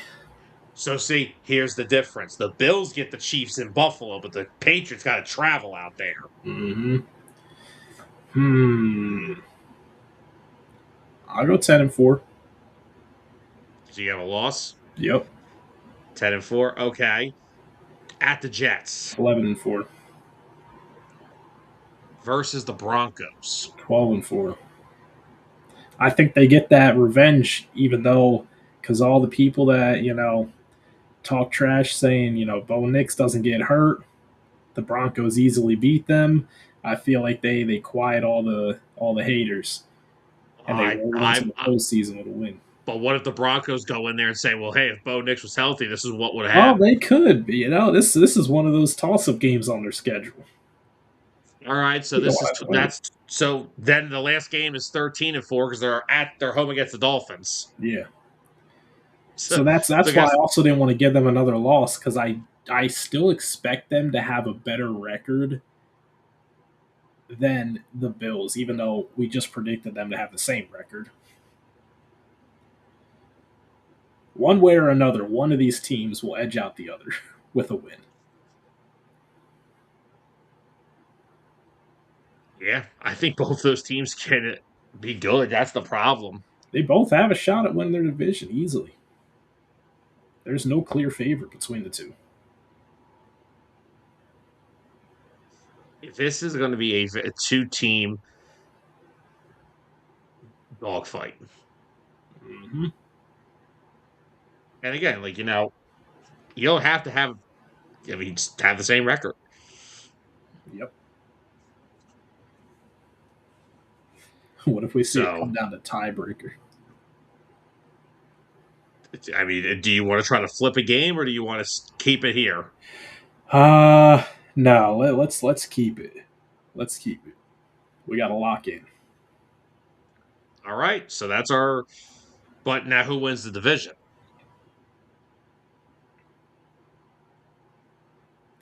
What's the first tiebreaker they look at? I know it's usually head to head, but we have them splitting. So what division record? Division record. So well, we both have them sweeping their division rivals, so it'll be the same.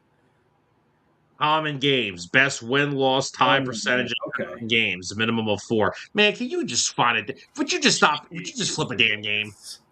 All right, you know what? Did we have them losing to Green Bay at home off of that bye week? Or that's not off the bye week? That's not off the bye week. That was the Chargers. But did we still have them dropping that? I think so. Let's give them the win. Or wait, did we have them winning? I don't remember. We're losing to the Broncos. That's it. Oh, man. All right. Yeah, you did say you wanted to go lost to the Broncos, so it looks like I just feel like Denver's going. Is that the? I mean, that is that because I don't know how good Green Bay is. I think New England beats them. Yeah, I think we did already give the win for the Packers, or not the Packers, for the Patriots there. I can tell you right now. Hold on. see. All right, we go. See how. Yeah. Yeah, I think we did because I think we had them winning like. Yeah, no, yeah, we had no, we have yeah because we have them beating the Lions, Yes. Mm-hmm. so they already had lost to the Packers. Yep. All right, so we'll flip that because yeah, I think Denver could go in there and I think Denver's going to want to get some very much needed revenge on them for last year because I think that's a sour taste in their mouth. By what because again, I'm still going to say it. If Bo Nix plays in that game, I think they win. I still think Fair the enough. Broncos go to the Super Bowl if that happens. All right, there is our 2026 AFC East predictions. We have the Bills finishing at 13-4, the Pats finishing at 12-5, the Jets finishing at 3-14, and the Dolphins finishing at 1-16. Dolphins, do us proud. Go 0-17. Please do, because God, that's awful. Then they can be the first team to go 0-17. Make history. All right, Tyler. Well, we do have some NFL news to get into. Would you like to get into some contract extensions, or would you like to get into some free agent signings? Let's go with some free agent signings. First, let me get Zolt's comment up here real quick. He said, first is tiebreaker, which head-to-head his lead less. Whoa. Whoa. So, what do you mean? Ain't none of that happening here. All right, Tyler, you want to jump into some free agent signings? Okay, why don't we start off with the 49ers? Deebo Samuel's back in the equation. Of course, this comes off with Ricky Pearsall being out for the season already. Yep. Because apparently he was having some inflammation in his knee from the PCL injury that he suffered last year. Why they didn't just go and get that cleaned up after the season, I'll have no idea. Mm-hmm. But yes, he underwent season-ending surgery on the nagging PCL injury that dates back to last season. Wow. And we didn't go and get this cleaned up. Why? We didn't address this after the season. Why? Not a very fundamentally sound organization. Especially when it comes to injury history.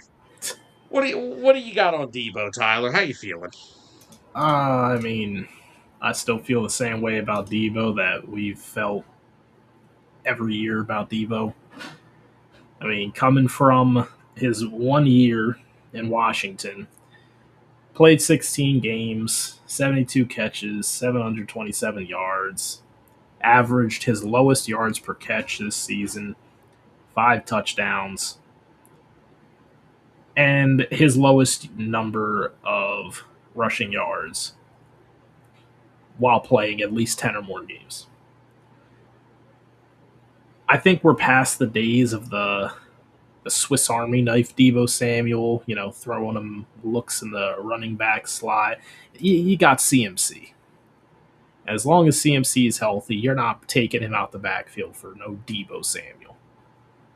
So, at the end of the day, the 49ers, they still got Mike Evans. Hopefully he stays healthy because... He didn't practice today with a quad injury. Oh, it's already begun. Well, I'm sorry, George. He will be the next sacrifice for Christian McCaffrey. That is the rest of the team. Yeah, I see a lot of questionables on their depth chart here.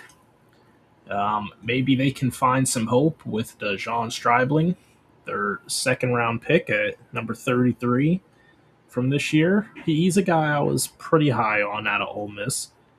Thought he had a really good year last year with them. He missed practice with a hamstring injury. Oh, Jesus. Oh, man. Is Deebo Samuel going to be the only healthy wide receiver on that team? You may want to call Jerry and Tio while we're at it. They got Demarcus Robinson. There we go. When in doubt, he'll be on the field dropping passes. Oh, don't even tell me. Don't even tell me. Okay, no injury designation right now. He's fine. Good. So we found a healthy wide receiver. He's been a good healthy receiver over the years. At least you can rely on him suiting up. They also have Christian Kirk, but he's nursing a hamstring injury. Exactly. Yeah, there's a reason I didn't mention Christian Kirk's name. And then we don't have to talk about George Kittle. I don't know when he's going to be back. I honestly, but in all seriousness, I know you were just talking about the Swiss Army knife days being over. I think that actually could be kind of revived a little because, like, I didn't expect him to be that type of player with the Commanders because he doesn't have Shanahan there. If there is a guy that knows how to get the full potential out of Deebo, it is Kyle Shanahan. I guess. But guess what? You can't really throw him in the backfield when you have no healthy wide receivers either. No, I understand that because, now with Pearsall out, you're going to have to. So, what, you're looking at, Deebo and Ev, they got no speed in that wide receiver room. They have no speed. Christian Kirk's probably the fastest one out of that whole group. And he's probably going to pull his hamstring. Again.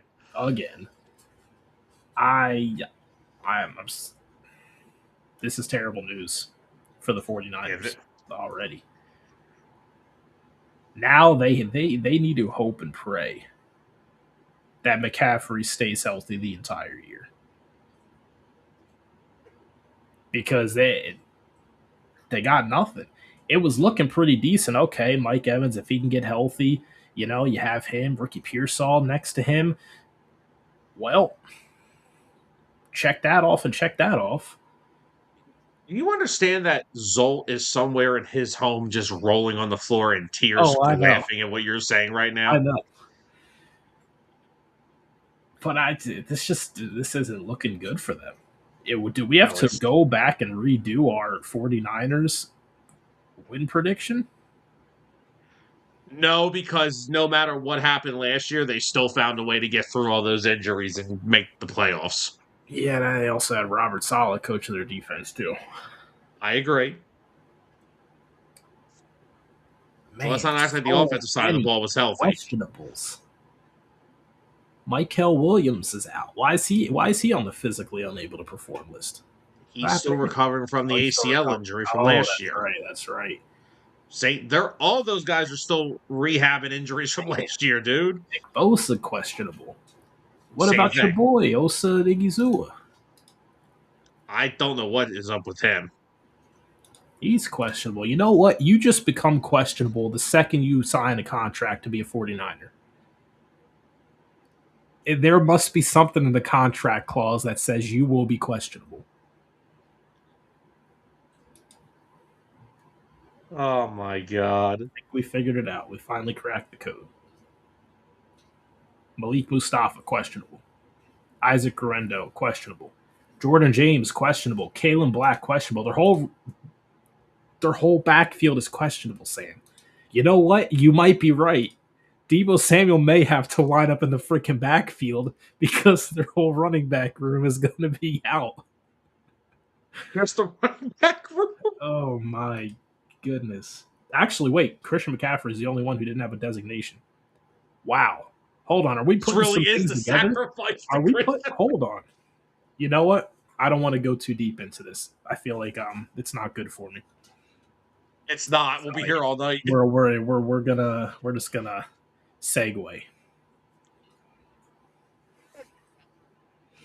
All right, let's get into our other free agent signing. Jadeveon Clowney also having a homecoming for one of the 12 teams he's played for in his career. One of the 12. After having a very good season in Dallas where he recorded 8.5 sacks, he is returning to the Houston Texans on a one-year deal. As we all know, Clowney was the former number 1 overall pick back in the 2014 draft by the Texans, and the 33-year-old is now heading back to H-Town to join what is already a stacked defense. Do you mind if I start this one? Go ahead. Take the whole thing. I don't even want to talk about Jadeveon Clowney. You're still not over the Carson Wentz thing? I'm just not over the fact that he never lived up to what he was supposed to be. He's still been a good player throughout his career. He has, but he had all the hype of, this generational talent coming out of. Okay, welcome to the NFL draft. There's like 2 of those guys every year. Yeah, I guess. I don't know. Something was different with Clowney because I bought into the hype. I really liked him coming out of South Carolina. Fair enough. But here's the thing. The Texans already have I'm going to say it, they have the best duo of edge rushers in the league with Will Anderson and Danielle Hunter. Yeah. What we don't need is them to have a third running mate so now they can rotate and keep them fresh. Now we can't tire these guys out. Yeah. What are you supposed to do when you're getting chased after Danielle Hunter, Jadeveon Clowney, even at that age, still being productive, and Will Anderson, and I have to throw at a comment? Who am I throwing at? Stingley? Good luck. Lassiter? Petrie? Bullock? Blankenship? Where am I throwing the football? CJ Stroud could throw 20 interceptions this year and throw 8 touchdown passes, and the Texans will probably still win that division because of how good that damn defense is. I'm serious. We got to pump the brakes there. I get where you're trying to go, but no. Why? Because their division is such a gang bust? The Colts won't be as bad. The Colts will be better. Long as they stay healthy. Yes, because the quarterback coming off a torn Achilles running away from those edge rushes is really what you want to see. Yeah, well, just hoping that the offensive line plays better. You're going to have to against that team. But no, I like Clowney going back to Houston. Every team should have a rotational edge rusher that off the back give your starters a minute without losing too much production. Clowney provides the Texans with that perfectly. And now, like I said, you pair him up with the best combo of edges in the league. So, again, it's the best. To me, it's the best defense in football. No disrespect to Philly, no disrespect to Seattle, no disrespect to the Rams. I think the Texans have the best defense in football. There's just so many damn good players on it. And they do. Now, look, every one of those defenses I just named have great players. Every single one. There's not much of a weakness on any of them. But look at the freaking Texans real quick. I'm looking at a defense of Will Anderson, Jadeveon Clowney. Where the heck's he at? Danielle Hunter. They drafted Caden McDonald out of Ohio State, probably the best D tackle in last year's draft. Mm-hmm. Because the one thing they were missing was a big defensive tackle in the middle. Azeez Al-Shahir, when he's not dirty hitting people like an idiot. Henry To'oTo'o was a pretty damn good linebacker himself. And then you go into my favorite. This is no disrespect again to my team. This is my favorite secondary to watch. Bullock, Blankenship, Jalen Petrie, Kamari Lassiter, Derek Stingley. These dudes just fly all over the field and make plays, dude. So, adding Jadeveon Clowney to what is already a ridiculously loaded defense, it's just not fair. I'm sticking to it. Eagles still got the better defense. And I don't disagree. Like I said, you could literally have your opinion could go anywhere with this on who has the best defense. It's not wrong. And when we unveil our top 10 defenses heading into the season, I'm just going to point out right now, our 1 through 4 will probably be different, but people need to understand there is not a drop off at all with the teams that are probably going to be in our top 4 or 5. The drop off may be like that. There's not a drop off. They're all just so freaking good. But seriously, why did Jadeveon? Because it looked like Jadeveon Clowney was going back to Cleveland. Seemed like he had a really good visit out there. Talked to everybody out there that he used to play for. I mean, he was with the Browns for 2 years, and it all kind of looked like he was going back there. And then ultimately, just popped up. Oh yeah, I'm going back to Houston. let's see. He probably thought, why do I want to go back to the Browns who are in a rebuild? He's probably getting towards the tail end of his career. Who knows how many more stops he's going to make? Maybe he wants the final stop to be with the team that drafted him, where he spent the Could be. majority of his career. And maybe he still views it. I mean, the Texans will be in the postseason in some capacity. Don't know how far they'll make it, but they'll have a shot. So if he wants to be on a team that has a shot to get him there, where he can help contribute and has ties to them, it makes a lot more sense. Yeah. All right, now let's get into our boatload of contract extensions. We have 3. 2 on one team, so that should take no time. But we'll start with the Saints. Yeah, I think that's a good starting point. Chris Olave, 4 years. Deal could be worth up to $132 million, $90 million guaranteed. Tyler, that's one of your boys. So, do you want to kick us off? Yeah, I mean, I'm glad they did get him extended. I know we had the discussion many times of, are they afraid to extend him with the injury history? But the way I look at it, he's been your best receiver ever since you drafted him. Rookie year, 1,000 yards, 72 catches, played 15 games. Second year, 16 games played, 87 catches, 1,100 yards. Got hurt in 2024, only played 8 games. 2025, played 16, 100 catches, set a record for himself, and 1,163 receiving yards, another record, and 9 touchdown catches for another personal record for himself. So he set career highs in all 3 last year. He did. He set career highs in all 3. That's what kind of really brought it into, it was time to extend him, because he is the focal point of their offense going forward here. And he's still young, 26. I feel like he goes into the timeline of this rebuild. He does. He fits right into it. He's a contributor already day one. Not to mention, you just drafted Jordan Tyson with all that upside of him. So, the Saints, they made the right call there, and they're putting together something special. And then also acquiring Etienne this offseason as well. They're putting young weapons in the prime of their careers and young rookie talent around. They are giving Tyler Shuck the opportunity to succeed.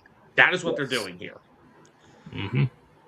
And like I said, Olave fits right into what they want. He's been their wide receiver 1. And like I said, I never viewed the Jordan Tyson draft pick as, okay, we're going to move on from Olave. I always viewed it as, okay, well, we traded Rashid Shaheed. We need another wide receiver. We need another wide receiver that can be consistent opposite of Olave. I never viewed it as Olave getting traded. I always viewed it as, we need somebody to put next to this guy. Yeah. Because the talent after that falls off. If you don't go out and get Tyson, or if you do move on from Olave, there is not a talented wide receiver 2. So it really is. It's going to be heavily Olave, Tyson, and Juwan Johnson. Those will be your top 3 pass catchers next year. And Juwan Johnson, man, he's a very underrated tight end. He does not get enough respect. He wasn't even a tight end in college. He was he started as a wide receiver at Penn State. Then he went to Oregon to become a tight end. Mm-hmm. Ironically, you leave the school that's known for the tight end position to become a tight end. Make sense. It was instilled in him. Or wait, was it Baylor that he went to? I can't remember. It's one of those schools that have a bunch of green in their colors. I don't know. All right, next up. We we have another team with another extension. We'll get to that one last, but we have a team with 2. The Browns. We'll start off here. Grant Delpit. 3-year extension, worth up to $16 million per year. It includes $35 million guaranteed. And also with the Browns, Denzel Ward got a 2-year, $62.2 million extension that includes $52.3 million guaranteed as well. and it makes him the highest paid defensive back in NFL history for the second time in his career. So not only has he reset the market once, he's reset it a second time.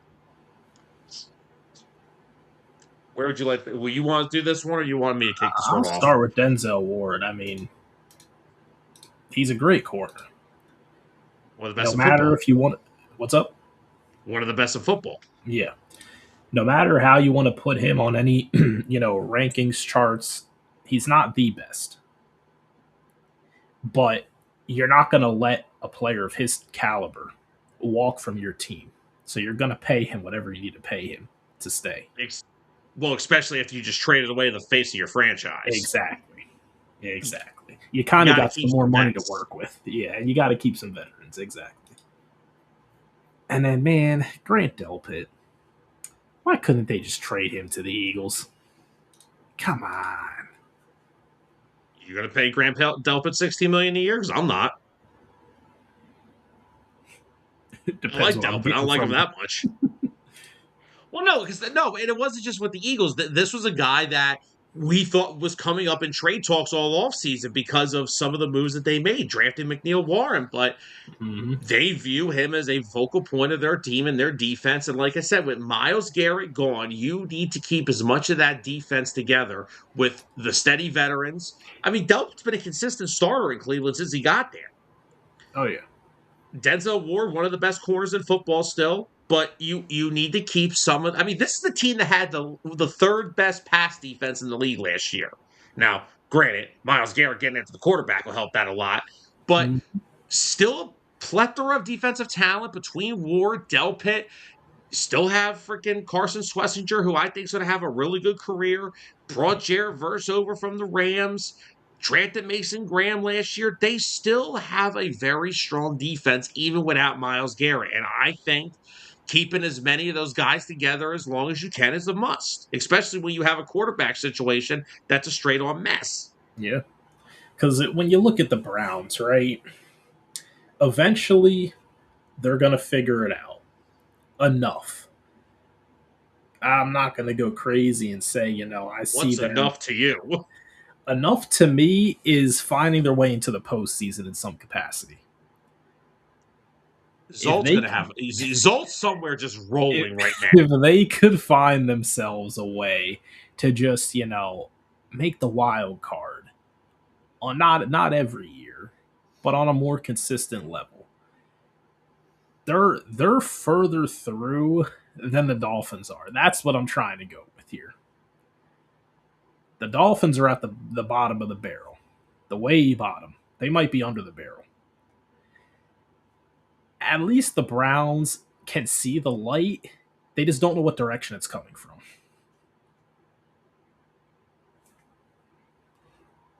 That's the best way I can play. That's how the Browns going. They are the Cleveland Browns. I don't know if the Browns really. I don't know. I don't think the Browns know what they are anymore. They are the Cleveland Browns. That is true.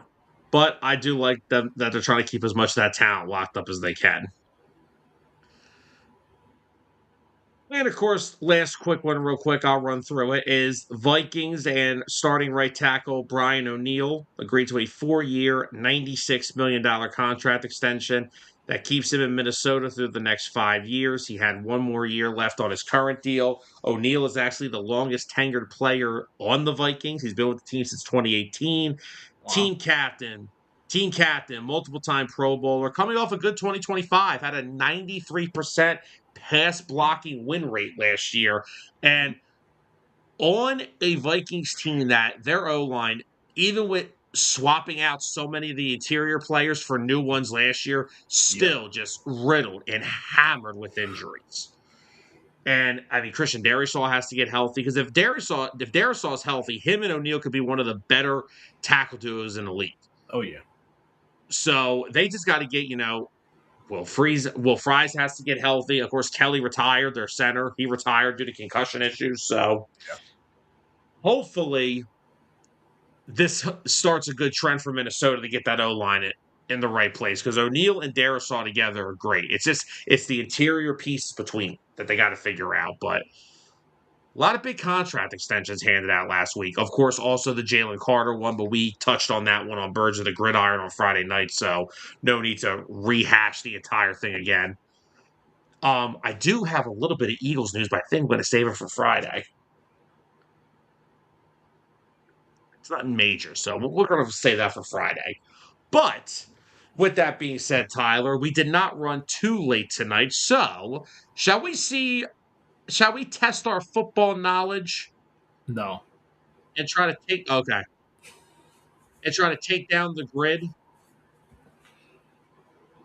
If anyone remembers, the last time we did a beat the grid on Unbiased, we got shell shocked, and I mean shell shocked. We got screwed. Anybody in the chat, if you care to participate, your guests will be put on as well. We always can add that. So, Tyler, if you look on your screen, on the top section this week, we have Commanders, Cowboys, 20-plus passing touchdown season. And on the left side, you have Colts, Chiefs, and Patriots. There are some odd combinations here. Well, actually, to be fair, the passing touchdown one is probably easy for all three of these. Are we going to go with the obvious? Who else do you want to go with? All right, fine. You know, we could get interesting with KC. Actually, nope, never mind, because I got one for Washington, Kansas City. Alex Smith. You know, I was thinking, Right. Instead of doing Mahomes for the 20-plus passing touchdowns, we could do him. Well, no, because Alex Smith should go here. I'll make sure we get the right one. Wait, which one is it? Hold on, wait. What? I'm Wait. Because one. All right, it's got to be till the 2021. I'm 2005, fact-checking 2020. Yeah, that's fine. We can fact check this. Yeah, we know what we're doing. I'm not getting screwed by this grid. Because we picked the wrong year. He definitely played past 2015. 100%. Oh, I know for a fact that he did. I'm just So fact-checking it because I'm not getting screwed by this grid again. It's got to be the top one. Yes, Alex Smith played up until 2020 with the Commanders. Yes, okay. Alex Smith. Locking it Yes. There you go. in. All right. Wow, 62% of that. Yeah, it was kind of an obvious one. Oh, Anthony's got to go one for the Patriots and Commanders. Antonio Gibson. Ooh, yep. All right. We'll lock that one in.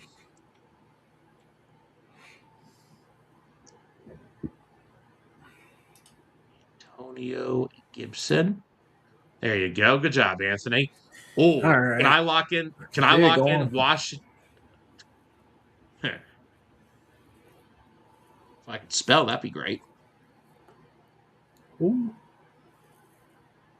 Pierre Garcon? Oh my gosh. Yes, sir. Yeah. Tell me. Garcon. Let the grid tell me it doesn't count because he was a Redskin. I would have lost it. That would have been great. All right. Where do you want to go next, Tyler? I want to go. Oh, let's just Andrew Luck. Throw him out there. Might as well. No Pate? We could have done Peyton, but Andrew Luck. Okay. And are we just going to state the obvious for these two? Yep. Okay. Justin Fields. Got to play a game first, buddy. You're right. All right. And Tom Brady. Tom Brady. We should have went with Brian Hoyer. Or if it went with Drew Bledsoe. All right. Wow. All right. We got the outer rows done. Actually, I just thought of something. We could have went Matt Castle for the Chiefs and went really weird. Wow. Yeah, no. Because Matt Castle did have a couple really solid years. Matt Castle. All right. No. So now we need Cowboys, Colts, Cowboys, Chiefs, Cowboys, Patriots. This is such a I don't like these combos. You do or you don't? I don't. This is weird. these are like teams where players don't play for the other teams really. Hold on, I'm trying. Answer Oh, me wait. this: did T.Y. Hilton play his whole career in Indianapolis? Wait. Oh, my God. I think you and Anthony just got us two because Anthony said Stephon Gilmore. But correct me if I'm wrong. Did Gilmore not play for both the Patriots, And the Colts, Cowboys? Yes, and T.Y. played for the Cowboys and Colts? yes, that's where I was going. I thought I remembered Ty later on, ended his career with the Cowboys. Yeah. Remember 3rd and 36? Oh, yeah. Yep, that's it. Uh, T.Y. Hilton. I'm making sure I was putting it in the right spot. Let's go. And now down here, we can put Stephon Stephon Gilmore. Mm-hmm. You and Anthony All both right. got that one. I like that. All right. Now, Kansas City and the Cowboys. Wait. Oh my God, Anthony! I forgot? Did Zeke play for the Patriots? He did. Oh my God! Yep. I think it was 2024. Oh dear God! Let's not remember Mm-hmm. that. All right. So now we Oh need a man. Cowboy and a Chief. Ah. Trying to think outside the box. It's not going well. This is such a weird. Where's George when I need him? George will pull out somebody from like that played in 1985. They won't have a picture. Won't have a picture. Oh, Oh my Chiefs, God! Cowboys. Just trying to think. Like, I feel like there would have been a backup quarterback at some point. This is so weird. Running This back. thing is. Oh my God! What do you Did got? Matt Castle not play for the Cowboys too? I don't remember. Did he? I think I wanted to. I think he did. I know he was a because here's the thing when Brady got hurt in New England, he started there for a year, and that's what got him the big contract with the Chiefs. But then he left the. I think he did. How confident are you? Pretty damn confident. If you're confident, got one guess. I'm It's all or going. nothing here. I'm going for the win. It's all or nothing. Are you ready? I'm ready. Let's go. Oh, he got it. What was the percentage on that? 35. Wow. Set. Okay. Matt Castle. We done did it. We got Tyler. We Well, got revenge on the grid. it's a good thing we did go with the obvious Mahomes for that one section because we needed Castle and Alex Smith for those other two. No, because I was sitting here and I was like, wait, why am I thinking of backup quarterbacks? And I thought about Kyle Orton for a second. But I'm like, I don't think he ever played for Kansas City. But I'm like, wait a minute, didn't Castle play in Dallas? Because I know Kyle Orton did, because Orton started the game in 2013 that we beat Dallas on the final week to win the NFC East. Dude, what year did he play? He Matt Castle? played 1 year in Dallas, 2015. And he actually started the season with Buffalo that year. He played one game in Buffalo. And I guess probably got released. That is, yeah, Anthony. 2015, Matt Castle played in Dallas. Played 9 games. Wow. Oh my God, I can't believe we did that. That is interesting.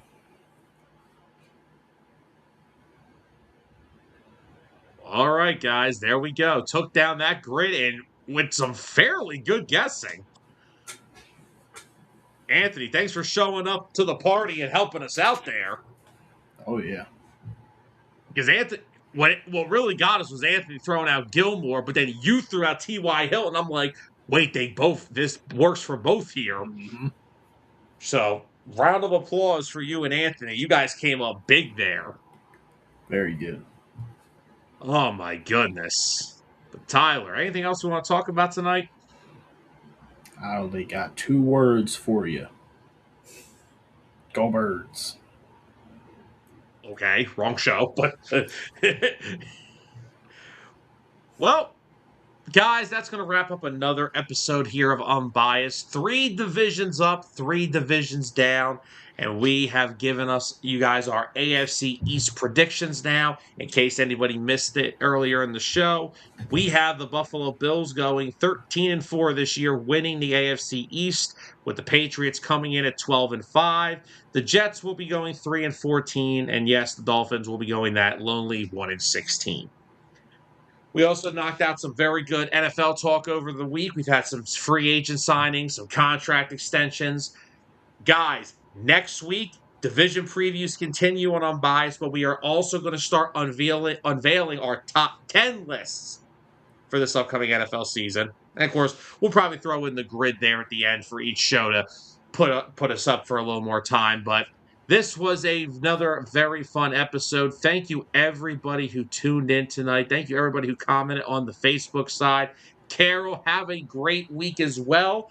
Carol, if you're around Friday night, Birds of the Gridiron will be live. We're talking all birds. I got a fun Devontae Smith conversation for us on Friday. You know, the show that was supposed to be 2 weeks ago. Thank you, LeBron James. But thank you, everybody who tuned in tonight. Thank you, everybody who commented on the Facebook side. Thank you, everybody who commented on the YouTube side.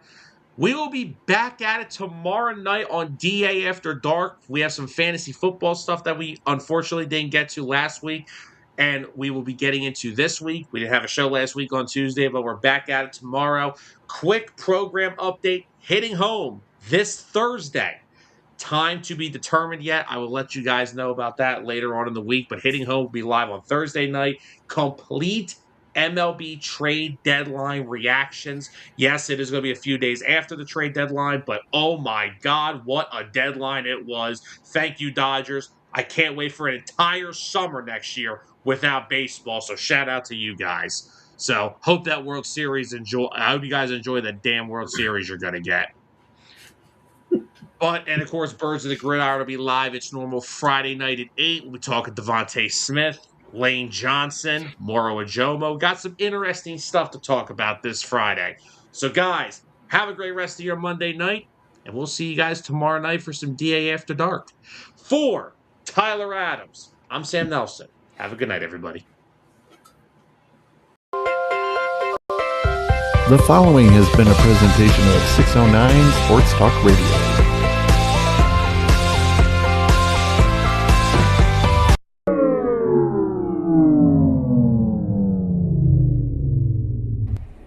Sam, what did you do?